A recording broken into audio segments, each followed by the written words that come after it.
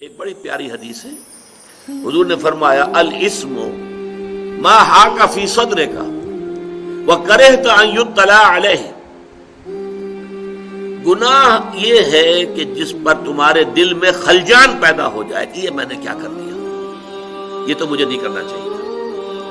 ما حاک فی صدرک، تمہارے دل کا اطمینان جو ہے وہ منتشر ہو جائے، اس میں بے چینی پیدا ہو جائے، خلجان پیدا ہو جائے۔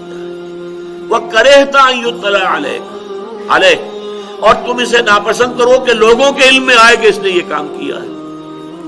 اب یہ گویا کہ دونوں اعتبارات سے انفرادی سطح پر بھی فطرت انسانی جو ہے وہی طے کرے گی کہ کیا اچھائی ہے کیا برائی ہے۔ جو اس کی جانی پہچانی شے ہے وہ معروف ہے، اور جو جس سے وہ ابا کرتی ہے، جس سے انکار کرتی ہے، نہیں یہ ٹھیک کام نہیں ہے، برا کام ہے، وہ منکر ہے۔